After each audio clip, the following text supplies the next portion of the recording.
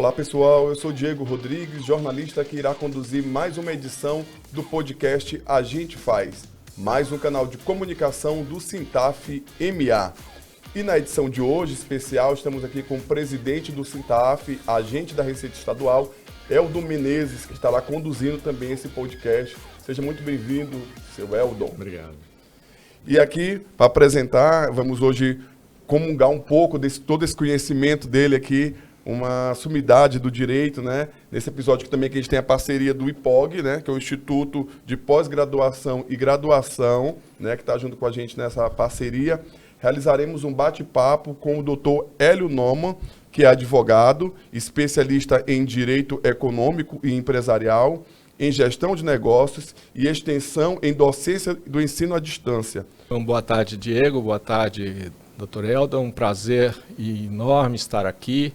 Agradeço muitíssimo a oportunidade de estar em São Luís e de compartilhar com esta mesa importante, também fazendo as minhas referências e agradecimento à minha instituição, ao IPOG, a quem eu tenho a honra de estar ministrando nos últimos 10 anos, e contar agora com esta oportunidade de debater uma temática bastante importante, atualíssima, a cada dia, a cada hora, com fatos e situações novas, mas que são de altíssimo interesse de toda a sociedade brasileira, de todo o empresariado e, obviamente, com todas as necessidades de intervenção dos nossos entes tributantes em alçadas estaduais, federais e municipais, que fazem parte desse conjunto também importante na definição dos rumos das ações e processos tributários no Brasil. Presidente Eldon, nos bastidores, estava falando agora há pouco que a gente está conversando, e aí ele já tem uma pergunta, um questionamento, um debate agora inicial. Fique à vontade, presidente. Obrigado, Diego. Obrigado, doutor Hélio. Quero também agradecer aqui ao IPOG por essa parceria conosco, não só a parceria de convênio, mas a parceria também de trabalho, a parceria de ceder, né, um profissional do seu quadro para que nós pudéssemos estar debatendo aqui a reforma tributária e um assunto recorrente, né, nos últimos 3 meses. E o que nós precisamos é fazer com que esse debate, que agora está nas casas legislativas, elas possam ramificar, elas possam capilarizar na sociedade e assim possamos trazer o maior número de pessoas para interagir conosco, para que tudo isso seja algo bem amadurecido, tudo isso seja algo bem tratado, para que as pessoas possam saber que não é só uma reforma tributária que vai tratar de um assunto técnico, mas é uma reforma tributária que ela tem uma significância enorme para todos os brasileiros. E começando a explorar já a sua sapiência nesse sentido tributário, o senhor acredita que com todo esse arcabouço jurídico tributário que nós temos, que inclusive é respeitado no mundo inteiro, foi esse mesmo arcabouço que colocou o Brasil na 7ª e 8ª economia, e essa mudança é uma reforma que ela atende a tudo aquilo que está proposto para ela resolver.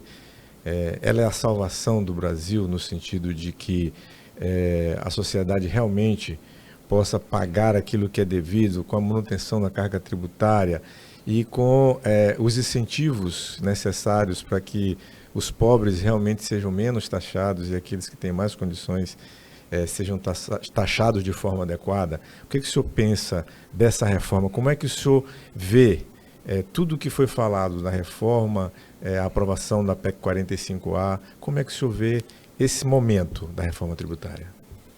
Bom, em primeiro lugar, essa é uma pergunta de 1 milhão, né? O presidente nos trouxe uma indagação bastante interessante. E eu vou dizer daquilo que vivi nesses últimos tempos, né? O anseio da sociedade, das pessoas, das instituições, das organizações, em ver uma carga tributária que se adeque ao princípio da capacidade contributiva, né? Esse é a base da Constituição. A garantia dos direitos, a garantia da segurança alimentar, do direito à alimentação, ao estudo, na contrapartida daquilo que é o espírito do tributo, né?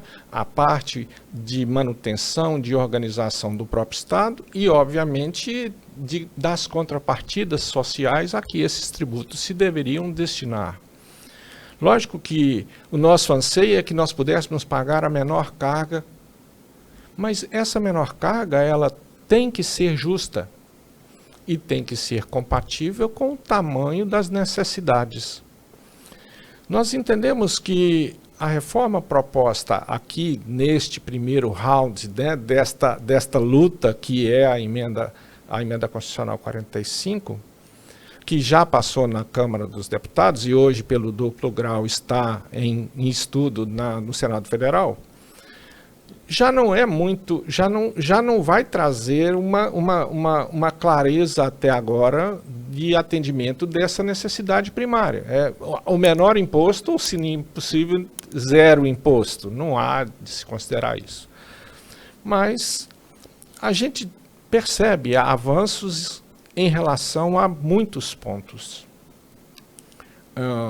A construção de duas novas formas de tributos, um imposto e uma contribuição, agregadoras de outros tributos que passam a inexistir, é uma forma de simplificação.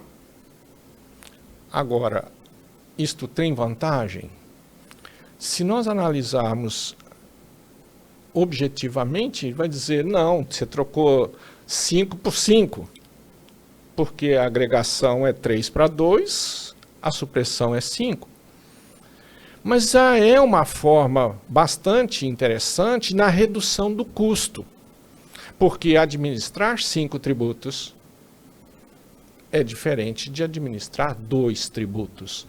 E nós sempre pensamos que tributos é só a parte onerosa do artigo 113, que determina pagar o tributo como obrigação principal e dela que se decorre a segunda e talvez a tão grande importância, que são as prestações de informação. Estas com um custo de oneroso para quem tem que fazer. A relação de custo do tributo implícita no produto, no serviço, nas atividades, nos rendimentos, ganha um valor a mais quando a ele eu tenho que despender horas de prestação de informação necessária, obrigatória, legal, para que o fisco possa exercer aquilo que é o seu ofício, o direito constituído da autoridade fazendária de examinar os livros, examinar as informações, para poder exercer o seu papel fiscalizatório, arrecadatório, devidamente constitucional. Mas quando nós falamos na estrutura que hoje temos, e ela é onerosa nesse sentido, há muitas leis, há muitos tributos, há muitas regras, há muita sobreposição de informações e obrigações. Isso custa para a sociedade, para a organização, para as pessoas, e obviamente esses custos demandados, espera-se que sejam agora diminuídos, já que nós deixamos de falar em 5 e passamos a falar em 2. Já que a quantidade de regras especializadas que existem em torno desses 5, agora se tenderia a ser menos volumosa. E nesse sentido, menos volume, menos regra, observa-se que a gente possa ter uma redução no custo, chamado custo de conformidade. Este é um ônus que a sociedade espera que seja diminuído. Na prática, a gente poderia dar um exemplo de quê, professor? Eu posso dizer para você que hoje, por exemplo, evolutivamente, nós temos hoje documentos fiscais eletrônicos, as nossas conhecidas notas fiscais, sejam elas nas operações regulares, nas operações de varejo, a nossa padaria, o nosso supermercado, que vieram já de uma evolução gigantesca. Nos anos 70 eram manuscritas e hoje nós estamos falando em tudo digital, mas que a elas também se somam uma série de informações e declarações legais, obrigatórias, que têm que ser cumpridas e que são, entre aspas, redundâncias daquilo que se já tem. E a variância disso, porque para o Estado é de uma forma, para o município é de outra forma, para a União é de outra forma, e quando nós falamos do imposto sobre circulação de mercadoria, o ICMS, e por força constitucional, nós não estamos dizendo de nenhuma disfunção constitucional, nós estamos falando de legalidade com base constitucional. O ICMS, nós temos 27 legislações. Da mesma forma que no ISS, temos, pelo direito constitucional, cada município pode regular o seu próprio tributo. Por exemplo, o ISS, portanto, nós temos 5.500 ou 5.000, quase 600 regulamentos que agora tender-se-ão a serem transformados em um único documento válido, nacionalmente reconhecido. É bom? Eu acho que é. Acho que será importante para a sociedade o custo de conformidade em sendo diminuído. Haverá também um ganho nesse processo de custo da gestão deste negócio. Então, acho que isso... A apropriação de tempo e de recurso das empresas diminuído faz com que o esforço da empresa ele seja mais empresarial do que simplesmente declaratório. Perfeito. Do que simplesmente para estudar, para ficar alerta para não cometer erros. Perfeito, perfeito, Eldon. Me permita chamá-lo de Eldon aqui, tranquilo, nesta informalidade. Porque é nesse bate-papo que nós estamos tentando, né, transformar isso em algo prático. Eu acho que vai ser ótimo? Vai. Mas não podemos esquecer que esse normativo, que já existe há anos, está intrincado na legislação brasileira em tudo quanto é lugar. Regulamento, lei complementar, decreto, portarias, circulares, ordens de serviço. Aqui no nosso querido estado do Maranhão temos uma lei, temos um regulamento, temos um cabedal gigantesco de outras normas necessárias, importantes para regular a atividade e o exercício do direito do Estado de fiscalizar e cobrar. Mas este lado também oneroso, porque cabe aos colegas contadores, aos colegas advogados, aos colegas administradores que lidam com esta estrutura organizacional e também tributária, a ter que ler e desfolhar tudo isso. Então, o custo e o dispêndio é grande. Se nós conseguirmos diminuir essa carga, é um ganho bastante significativo. Mas nós não deixamos de ter que informar. Vai continuar. Agora, que ele seja mais célere, que ele seja menos burocrático, que continue dando ao ente fiscalizador o exercício pleno do seu direito de verificação, que dê ao contribuinte o seu direito de prestar, o seu dever de prestar contas e o seu direito de receber em contrapartida da autoridade a informação que aquele procedimento está correto, que nós tenhamos para isso um processo que não será curto, até porque estima-se que estas medidas haverão de percorrer a partir de 26, 27, né, por aí, mais um percurso de 6, 7 anos. Ou seja, estamos a cogitar um pleno exercício em 10 anos. Professor, e outra provocação que eu quero fazer aqui, mas uma provocação sadia. Sempre sadia. É a questão do controle. Né? Porque uma das questões que nós temos bastante latentes, principalmente em relação ao serviço público, são os controles. Né? O Estado não tem a capacidade total de fiscalização e o Estado começa a impor alguns controles em função dessa falta, vamos dizer assim, de potência fiscalizadora plena. E aí nós temos a questão do Conselho Federativo, né? E algumas instituições, principalmente em relação aos entes federados municipais, ensejam a ideia de que a capacidade de autonomia para gerir seus recursos e até mesmo lidando com a questão da soberania, ele é afetado, o Pacto Federativo é afetado em função de um possível quarto poder sendo estabelecido, que é o Conselho Federativo. E nós sabemos que a prestação de serviço que os entes federados eles oferecem ao contribuinte tem uma certa deficiência, uma certa demora no atendimento. E aí eu me refiro mais precisamente à União, né? Eu trabalhei atendendo muitas pessoas na Cefaz Maranhão e eles sempre reclamavam que o nosso atendimento era mais célere que a União. E agora vem um Conselho Federativo que vai albergar os estados e os municípios.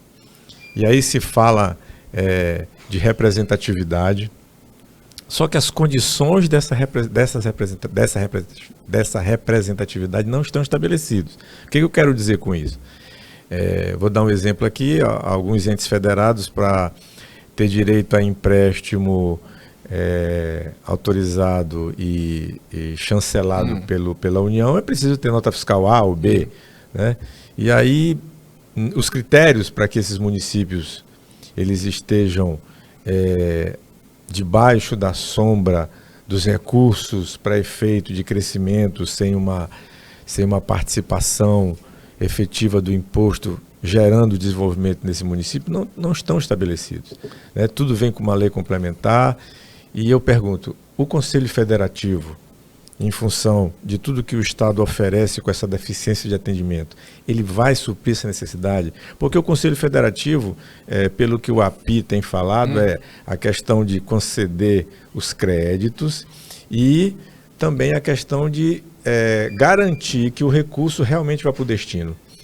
E aí eu queria saber a sua opinião sobre este possível quarto poder. Pois Helder, e essa é uma...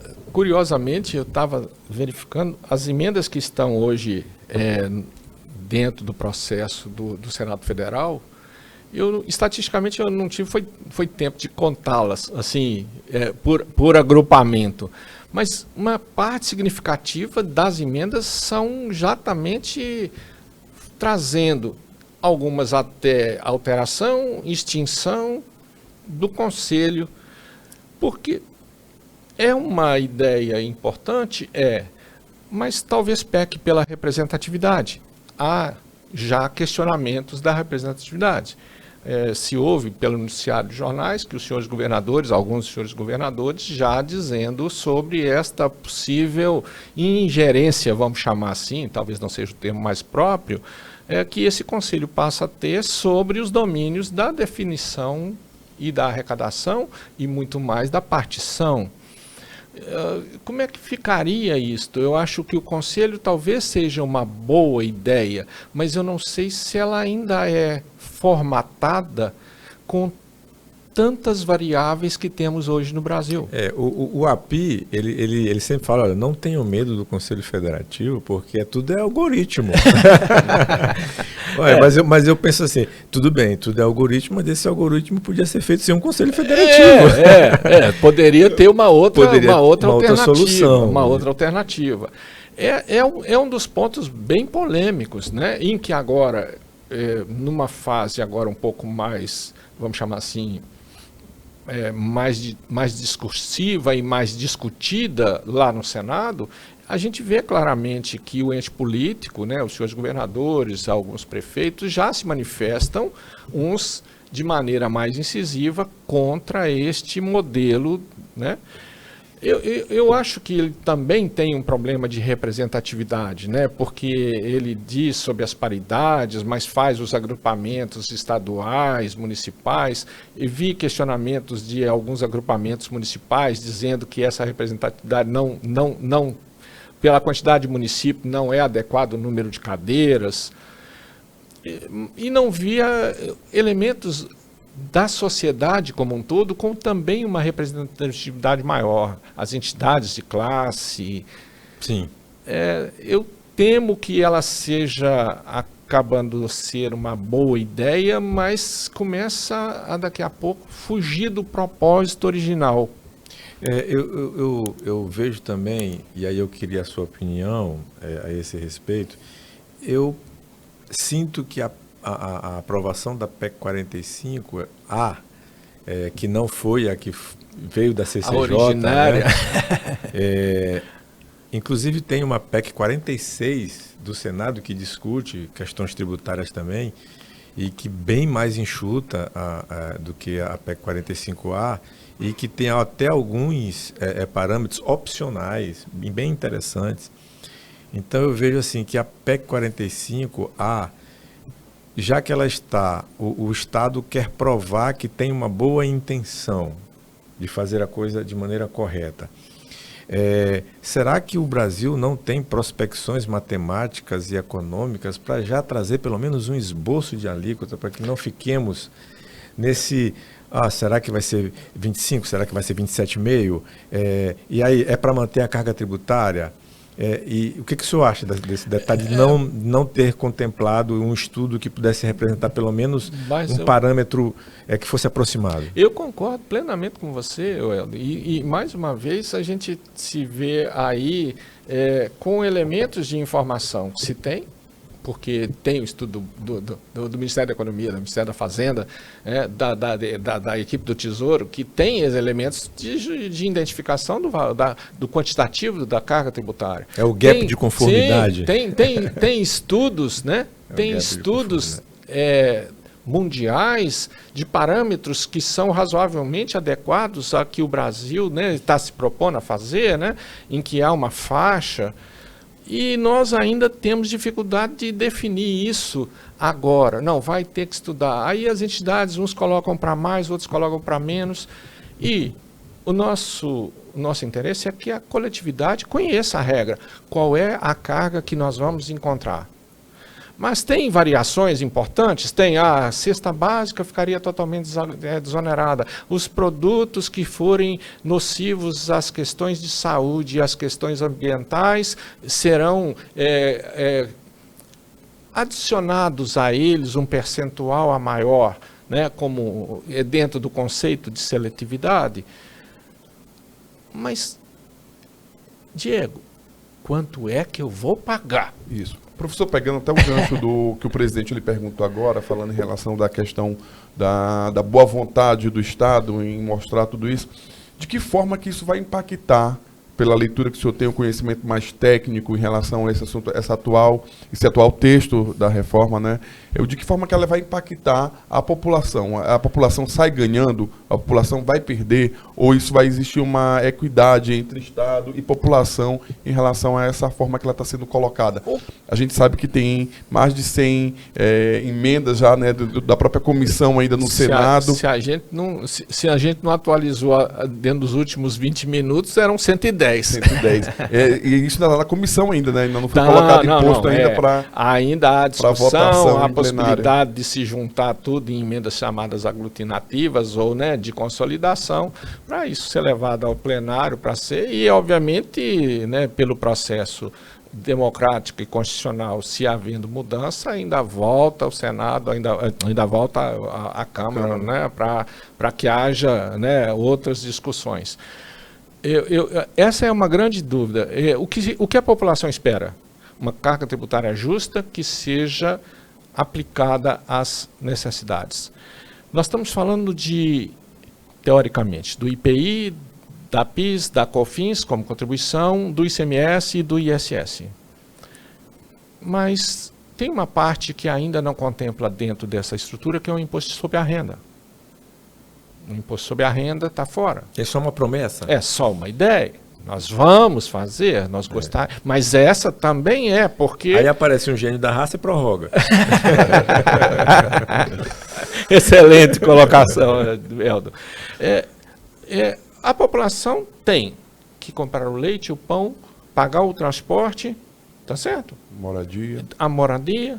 E a estes atos da nossa vida são cravados com os tributos devidos. Sim. O que nós queremos? Que eles fiquem menos onerosos. Mas em que parte? Só no pãozinho, só no transporte? Ou também sobre os eventuais ganhos sobre renda e proventos? Essa parte não está ainda colocada.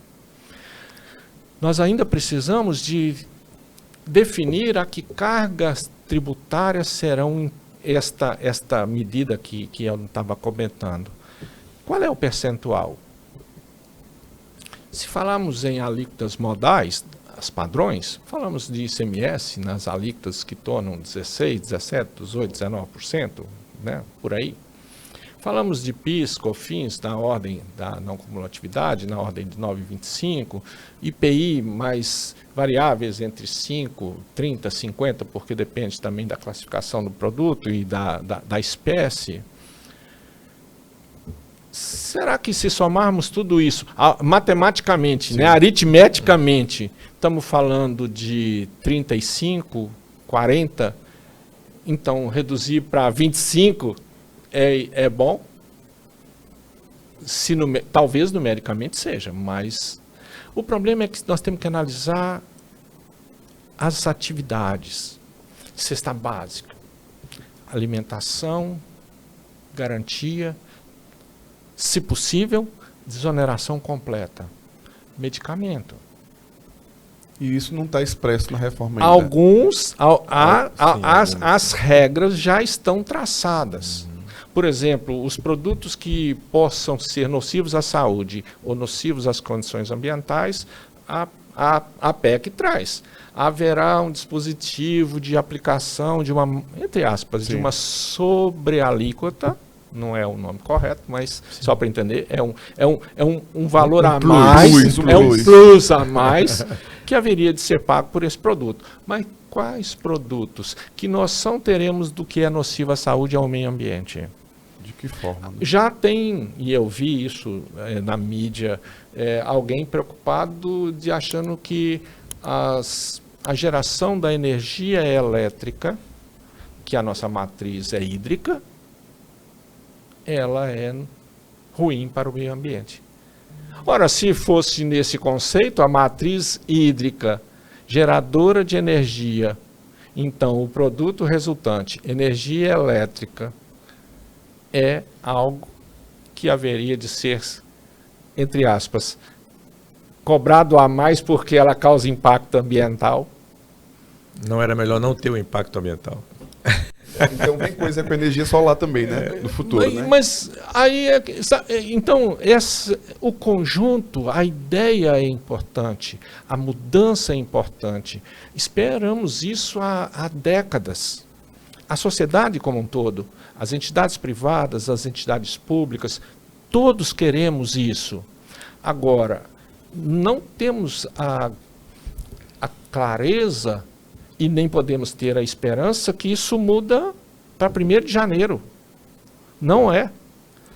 Porque se tudo der certo, e assim o seja, passa no Senado, sem alteração, com alteração, vai na Câmara, passa, e o senhor presidente diz assim, está valendo, né? A Constituição promulga a emenda promulgada que passa a ter valor legal. E essa projeção... Aí começa a fase que eu acho mais árdua, que é pegar cada item e dizer, agora vamos votar uma lei complementar. E já ele pergunta sobre isso. Como é que ia ser regido? Se é através de lei complementar para desenhar, para expressar realmente de que forma que vai ser executado isso na prática? O Brasil tem um princípio do direito, um princípio chamado primazia da Constituição. Toda a nossa base de arcabouço legal provém da Constituição. E, obviamente, a Constituição, apesar de que na emenda eu ainda estava vendo, assim, gente, mas eles estão tratando de... A Constituição não pode ser para ficar detalhando, né? Ela é marco normativo, né? Mas já estão trazendo alguns textos, eu acho que quase que exemplificativos. Mas não tem problema, não. Mas ela ordeiramente precisa de ser explicada e tratada, especialmente quando nós estamos falando agora de uma visão federativa destas obrigações desses tributos, né? Então, haverá de ter uma lei complementar e, obviamente, essa lei complementar passa pelo trâmite legislativo e depois ela teria e tem que ser desdobrada em outras leis, em decretos, em regulamentos, para que isso seja o executável, né? Nós temos lá o cumpra-se e nós temos o faça-se, né? Mas para o faça-se eu preciso de saber quem faz, quando se faz, onde se fará, quando se fará. E aí é que vão aparecer tempos, interpretações. E pode ser que lá na hora de escrever ou de detalhar, alguém escreva diferente daquilo que a concepção original trouxe. E aí alguém vai dizer, não era bem isso que a Constituição queria dizer, não era bem isso que a emenda tratou. E aí pode dizer assim, vou demandar quanto a isso. Eu vejo que Diego fez uma pergunta ainda há pouco, que foi em relação à intenção do Estado, né? Será que nós podemos exercer um crédito de confiabilidade para o Estado, que ele realmente está pensando no futuro do Brasil? Nós temos aí, a nível de investimento nas estruturas, né, infraestrutura, telecomunicações, logística de transporte, saneamento básico, energia elétrica. Em 2022 nós tivemos um investimento de 172 bilhões. Então, para que nós pudéssemos estar entre as 20 economias do mundo, era preciso 345 bilhões de investimento. Então, aí nós temos um déficit de 222 bilhões. Nós temos uma gerência de fundo de investimento no Brasil de 7 trilhões de reais. O senhor acha que o Estado, nas muitas variações de produzir dinheiro, como, por exemplo, emitir título público, ele não podia fazer uma parceria com os empresários, que esse investimento que está faltando seria apenas 3% desse fundo de investimento e estaria fazendo com que daqui a uns 20 anos, promovendo, 15, 20 anos, algo que faria com que o Brasil despontasse e aí tivesse bem mais progresso nas suas ações e atrairia investimento. O que o senhor acha? É possível fazer uma parceria com a iniciativa privada? Eu acredito que é necessário, né?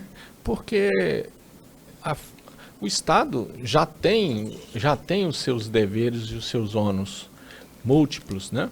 Nós estamos falando de um país continental, nós estamos falando de uma economia relevante e importante no mundo, nós estamos falando de carências de necessidade dessa população, né, quanto a transporte, especialmente saneamento energia, né? E acho que a mão que o Estado alcança pode ser adicionada a esta mão que o lado privado pode e deve contribuir. A que forma? A que título? Parcerias? Quais os incentivos? Quais os incentivos? A que fomento se daria para isso acontecer? Né? Porque é uma questão de definição. As prioridades a gente já sabe, né, Elton? O que nós precisamos, nós já sabemos. Saúde, segurança, habitação, infraestrutura, né? Condições dignas de atendimento da população, isso é o mais importante. Reconhecimento dessas deficiências, todo mundo já sabe que existem. Agora é ação. Agora, qual é a parte que cabe a cada um? O Estado, como seu dever constitucional, com os recursos que tem? E se eles são poucos ou são parcos nesse sentido, trazer mais recurso, se for para pegar empréstimo, está aumentando dívida. Se for para aumentar a carga tributária de arrecadação, isso talvez não seja uma grande opção. Mas quem sabe parcerias, atendimentos pela sociedade através de incentivos, onde o Estado não consegue e que a organização privada pode, em contrapartida, o que ela tem em justa proporção receber. Porque lá no final, seja público, seja privado, o que importa é o interesse da população. Sim. E o interesse da população, ele é soberano sobre qualquer decisão, seja ela pública, seja ela privada. Ah, mas o privado tem o sentido do lucro. Tem, ótimo, é justo. O que não pode é desvencilhar isso de um atendimento socioambiental. E como seria bom, professor, que o empresariado, como um todo no Brasil, percebesse que o Estado, além de querer fazer essa parceria, poderia oferecer algo bem vantajoso e que a iniciativa privada pudesse ver, pudesse enxergar essa intenção nítida, claro, verdadeira do Estado. Transparente e objetiva. Nós temos 5.700.000 empresas registradas no Brasil.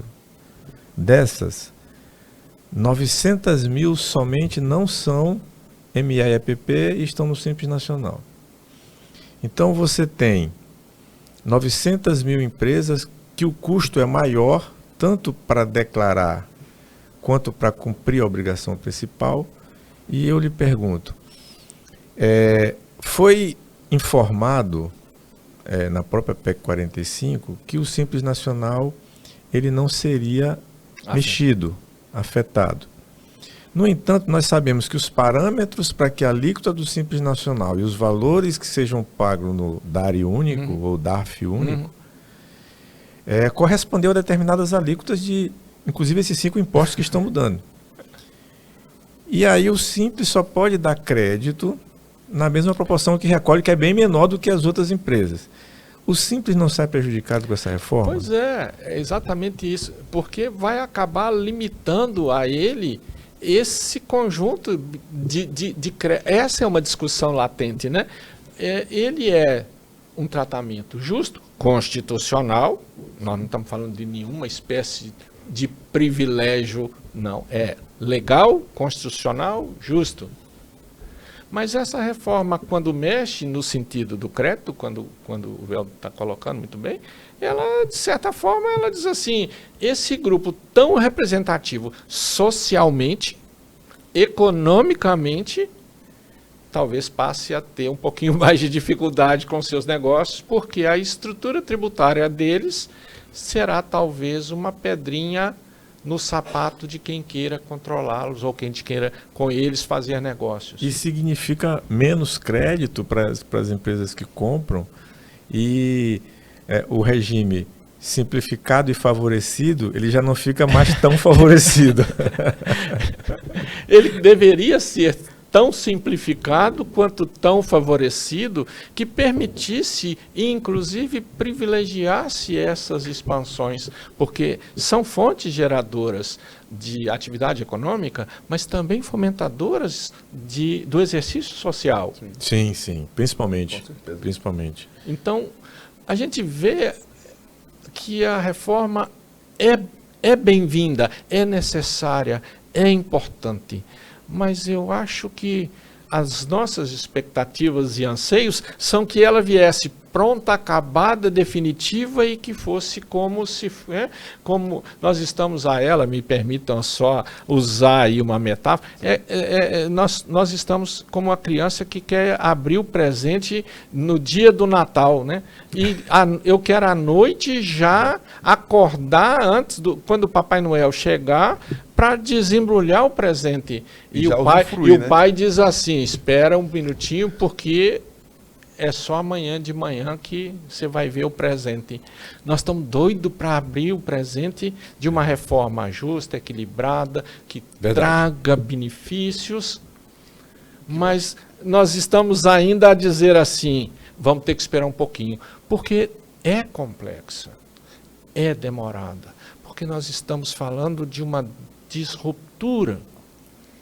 Além dessa desconstrução, né, que é algo que mexe com a cultura, né, do brasileiro, da população, são fatores muito minuciosos, detalhes que podem significar muita coisa ou podem significar absolutamente nada. Isso. A expectativa criada, né, que gera em relação ao que vai vir, pode dizer assim, não, simplesmente mudou, acabou que no frigir dos ovos não alterou em nada.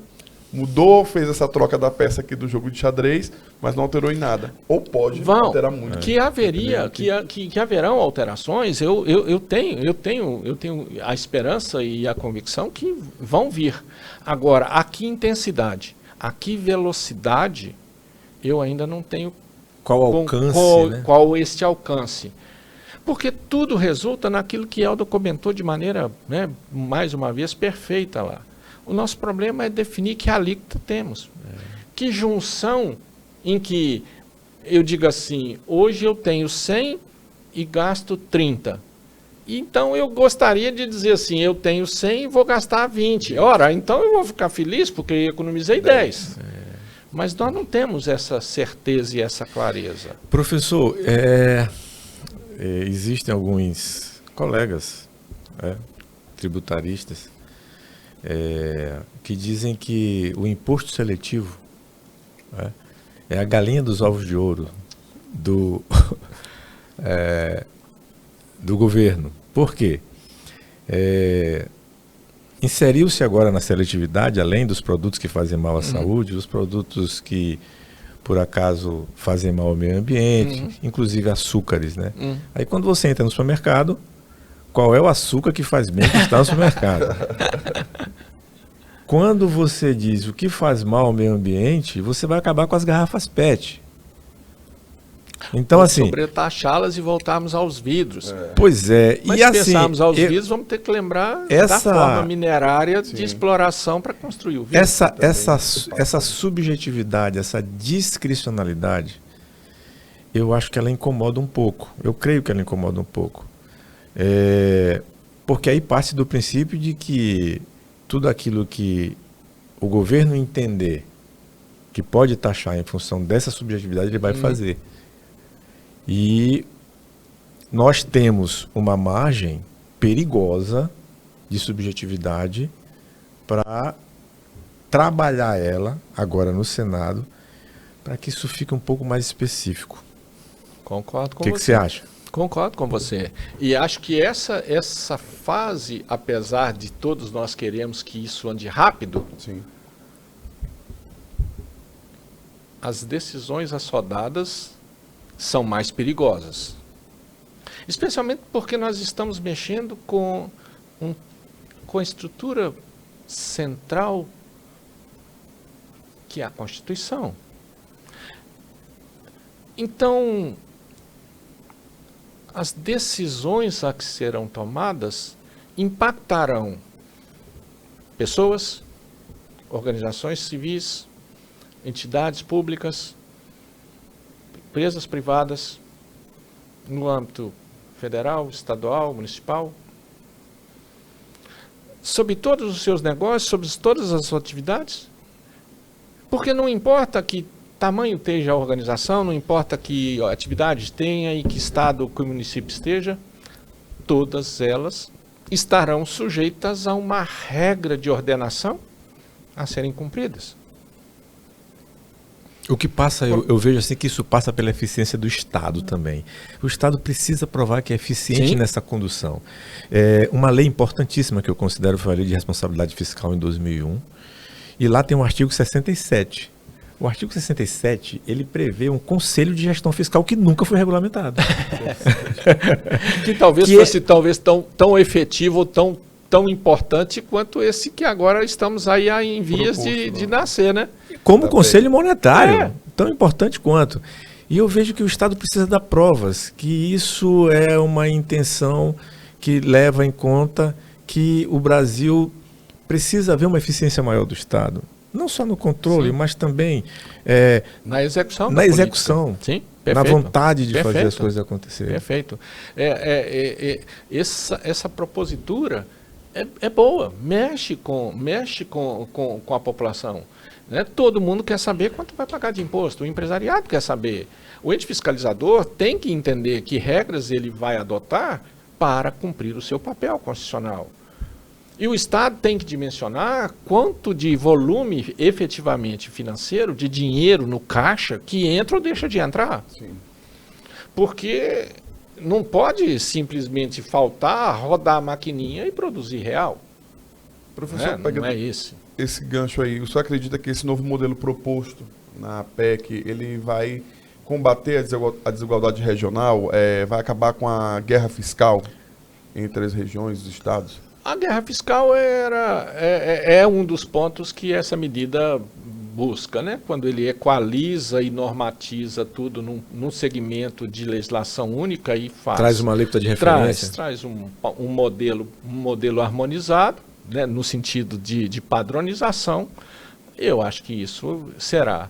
As necessidades de atendimento de incentivos regionais também estão contemplados. Né? Há um fundo de desenvolvimento regional que também está dentro do escopo, a própria área e as operações da Zona Franca de Manaus também estão privilegiadas dentro desse processo.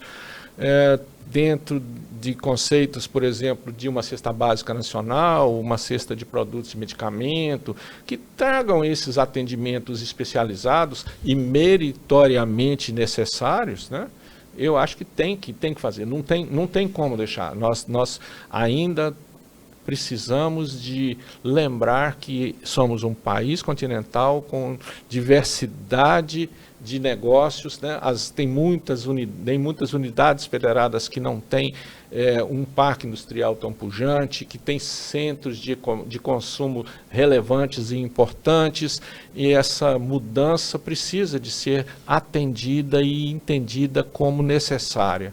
Eu acho que não tem como fugir. Mas eu acho que a PEC já traz isso, né? Mantém-se razoavelmente essas condicionantes, né? A economia brasileira, embora haja uma controvérsia em relação a como que está institucionalizado o emprego formal, porque nós temos aí dos 200 milhões de brasileiros, 79 milhões trabalham somente. Desses 79 milhões, só 36 milhões com um emprego formal, ou com contrato, ou com carteira assinada. Então, a partir do momento que esse arcabouço fiscal que está sendo construído, ele origina um pensamento de justiça na alíquota, um pensamento de justiça para que o pobre pague um pouco menos e quem tem mais condições pague um pouco mais, a formalidade vem à tona. As pessoas começam a dizer, olha, agora vale a pena eu estar com todo o aparato oficial, e o Brasil cresce com certeza, sem nenhum problema. É esse lado que você comentou também importante, né? Do Estado demonstrar que ele agora quer e ele é capaz de gerar uma mudança, de demonstrar a eficiência. Essa foi a expressão que você achou que é muito válida. O Estado precisa de mostrar a sua eficiência. Já se passou por muitas dificuldades, por muitas situações, né? Eu que já estou aqui um pouquinho mais de tempo do que vocês. E nós somos privilegiados, passamos por uma pandemia e estamos aqui, e o Brasil se recuperou. E eu estou surpreso com todo esse processo que nós passamos e conseguimos vencer. Eu acho que se a gente lembra das situações econômicas que o país viveu, e eu posso, já como força de trabalho, lá no começo dos anos 70, e se nós rememorarmos historicamente, quantas crises passamos? Guerras, crises, trocas de moeda, hiperinflação, mudanças políticas, e nós estamos conseguindo ir. Se não tão bem quanto merecemos, se não tão rápido quanto queremos, mas estamos indo. Se olharmos 50 anos atrás. Sim. Agora, tem muita coisa que precisa? Tem. A reforma tributária é fundamental? Necessária, fundamental. Só temo pelo afogadilho de achar que eu tenho que abrir o presente do Natal na hora que o Papai Noel chegou. Não vai chegar. E talvez o presente não seja aquele que você espera. Aquele esperado. Isso que eu ia perguntar em questão da transparência do governo em relação a esse modelo. O contribuinte, ele saberá, de acordo com o que está sendo proposto atualmente, ele saberá o que realmente está sendo, o que ele está pagando dos impostos. Vai existir uma transparência, vai existir uma desburocratização em relação àqueles detalhes do que eu comprei aqui 1 quilo de açúcar, eu sei o que realmente eu estou pagando. Isso tem como, vai ser muito mais acessível para a população mais leiga, de forma geral mesmo, porque é uma coisa muito técnica. Às vezes eu pego uma nota fiscal e falo, o que eu estou pagando aqui? Num teclado, por exemplo, musical. Eu estava olhando um teclado essa semana, 5.000 e pouco, 5.300 e pouco.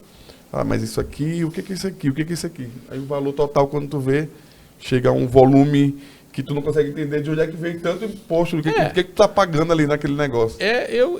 Não é transparente.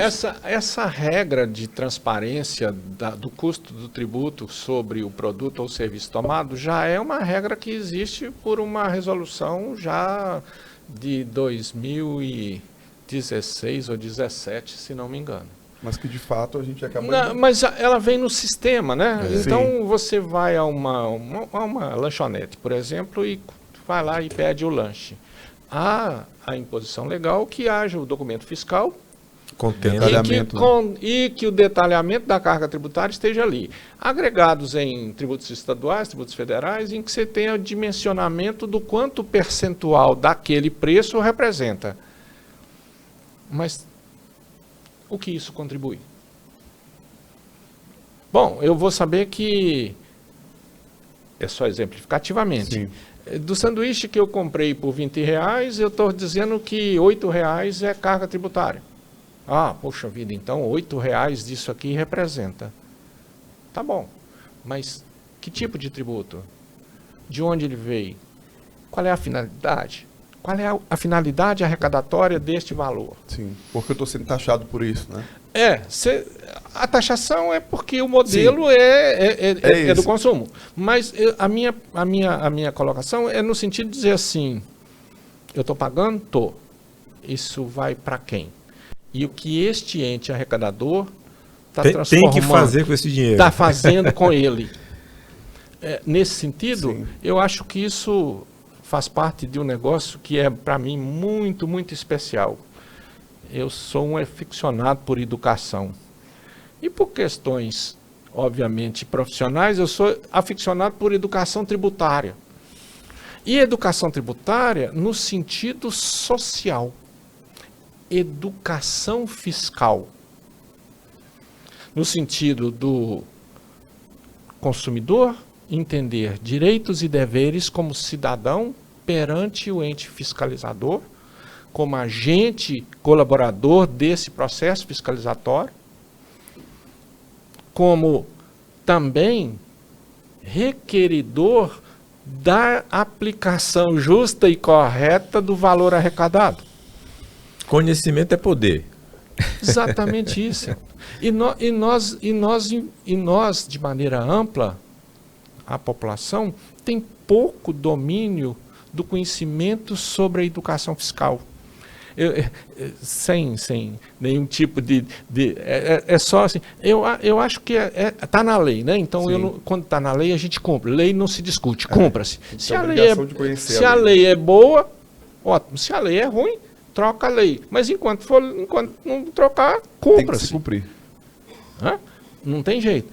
Você vai em alguns lugares, esse estabelecimento é obrigado a emitir nota. Está na lei, é importante. Mas precisaria disso? Não. Verdade. Ele deveria fazer. E nós, cidadãos, a exercer esse direito pleno de cidadania, também na cooperação do Estado, com o Estado, para poder também exigir do Estado os direitos a que ele refere. É importante. A nossa mudança necessária. Estou muito ansioso. E tem gente que diz que vai ser muita coisa que vai mudar. Eu acho que não dimensionaram o quanto vai mudar. Porque nós vamos ter que reescrever as leis e reensinar os conteúdos. Então, os cursos de graduação nestas áreas, os cursos técnicos nas áreas, vão ter que ser remodelados as suas estruturas metodológicas, a sua grade acadêmica, para contemplar. O próprio ente fiscalizador vai passar por um momento de transformação gigantesca, porque, além de todo o conteúdo prático, técnico, que ele já tem, ele agora vai ter que fazer um dipara sistêmico no conhecimento, na experiência, e a turma da TI vai ter que dizer assim, troca o que para quê? Chato, né?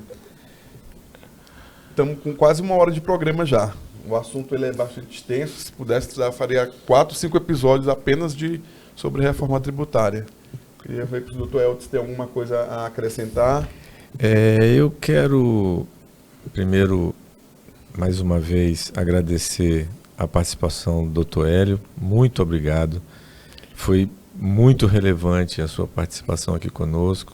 É um tema que nos impele a ficar atentos e, ao mesmo tempo, tentar colaborar com o melhor que pudermos. E outras oportunidades virão e nós temos a esperança de poder contar mais uma vez com a sua presença. Obrigado também, Diego. E desejar que essa reforma ela avance de uma forma que seja benéfica para o país e também que seja algo que nós possamos, além de contribuir, exercer a nossa cidadania no que se refere às ponderações necessárias para que possamos avançar de uma forma segura e plena. Também agradeço, Diego, a oportunidade especial de estar aqui, ao Eldon e a instituição que representa, por me acolher aqui, nesta oportunidade especial de um bate-papo leve, sobre um assunto tão árduo, mas que nos trouxe reflexões importantes. Nós queremos, como diz o Eldon, que essa transição seja tranquila, que venha colaborativa, construída pelo conjunto da sociedade, em que esse dever de participação agora é chamado, porque é a hora da construção, né? E onde os anseios da sociedade como um todo sejam atendidos pela boa condução da reforma e, mais do que isso, da arrecadação e da aplicação que seja benéfica para o conjunto da sociedade. Agradecer a vocês pela oportunidade e estar à disposição sempre que precisar. É um grande privilégio estar em São Luís e colaborar mais uma vez com vocês. Obrigado, doutor. Hélio. Fazendo aqui um adendo ainda, que eu li no LinkedIn, né, que ele agora é o mais novo membro da Associação Nacional dos Profissionais de Privacidade de Dados, né? Compondo aí o comitê jurídico, agregando mais responsabilidade ao seu currículo. Parabéns aí, doutor Hélio. A gente já trabalha nas questões relacionadas à proteção de dados. É uma lei também importante no Brasil, necessária, não só no conteúdo dos negócios, mas especialmente na preservação da intimidade da pessoa natural e das garantias dos direitos constitucionais das pessoas naturais quanto ao seu uso ou uso indiscriminado ou uso incorreto das informações pessoais. E a Associação Nacional dos Profissionais de Proteção de Dados trabalha nesse sentido, junto com a Autoridade Nacional de Proteção de Dados. E a gente continua ajudando as organizações a entender que é preciso estar sempre atento às demandas e necessidades sociais. Na próxima vinda dele a São Luís para falar a respeito. Essas são temáticas importantes, né? Porque a gente vê aí notícias da mídia de violações de direitos de informação, uso indevido das informações pessoais. E essa é uma temática bastante importante. Vazamento de dados, né, por instituições financeiras. N, né, situações que se tem aí na página policial de sequestro de dados, né, onde são aí usados artifícios que, inclusive, trazem enormes prejuízos às organizações, né, que sofrem esses ataques, né. Então, temáticas que a sociedade também precisa de se manifestar, porque se tratam de violações dos seus direitos sagrados, né? Obrigado, doutor Hélio. Prazer. Obrigado, presidente Eldo, aqui em mais uma parceria, né? Agradecer também ao IPOG, que fez parte também hoje com a gente aqui desse episódio do podcast A Gente Faz. E siga-nos nas redes sociais, SINTAF-MA, @SINTAF-MA, o nosso Instagram. Até o próximo episódio.